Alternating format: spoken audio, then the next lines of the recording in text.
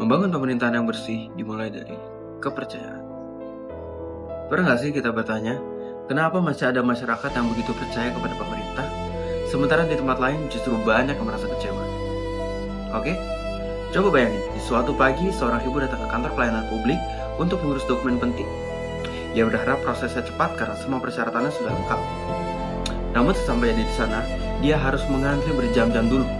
Bahkan ada orang yang baru datang, ia langsung mendapatkan pelayanan. Kenapa? Karena ia memiliki orang dalam. Di sisi lain, ada petugas yang memberi isyarat bahwa urusannya bisa cepat. Kalau ia memberikan sejumlah uang, it means someone menunggu.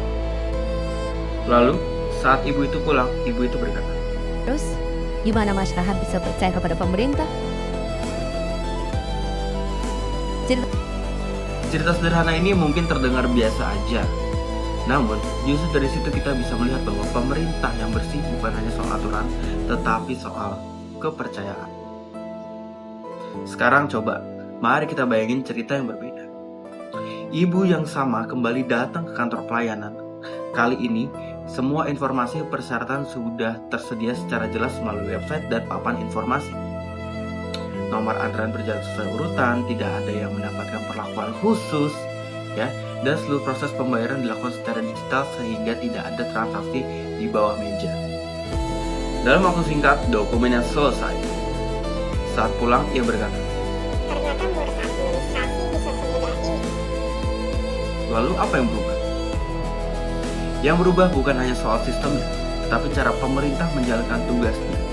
Inilah yang disebut sebagai good government atau pemerintah yang bersih. Menurut saya, membangun pemerintahan yang bersih tidak bisa dilakukan hanya dengan membuat aturan. Yang paling penting adalah membangun budaya pemerintahan yang mengutamakan integritas.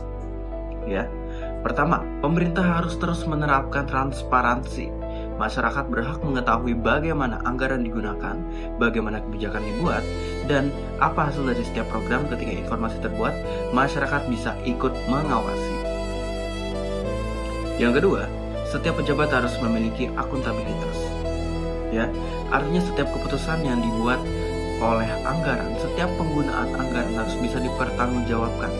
Jabatan publik adalah amanah, bukan kesempatan untuk mencari keuntungan pribadi. Yang ketiga, pemberantasan korupsi harus dilakukan secara konsisten.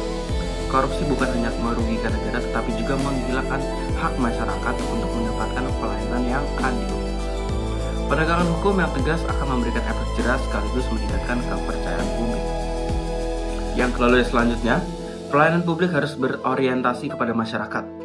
Teknologi digital dapat membantu menciptakan pelayanan yang lebih cepat, lebih mudah, dan lebih transparan sehingga peluang terjadinya pungutan liar semakin kecil. Namun saya percaya ada satu hal yang sering dilupakan. Pemerintahan yang bersih tidak hanya bergantung kepada pemerintah, melainkan masyarakat juga memiliki peran yang sangat penting. Ketika masyarakat berani melaporkan penyimpangan, ikut mengawasi penggunaan anggaran, dan memilih pemimpin berdasarkan integritas, maka pemerintahan yang bersih akan lebih mudah diwujudkan. Pada akhirnya, a good government bukanlah sesuatu hal yang mustahil, melainkan semua berawal dari hal-hal sederhana, kejujuran, keterbukaan, dan tanggung jawab. Keberanian untuk menolak korupsi. Karena pemerintahan yang bersih bukan hanya sekedar tentang bagaimana pemerintah bekerja, melainkan pemerintah yang bersih adalah tentang bagaimana negara menjaga kepercayaan rakyatnya.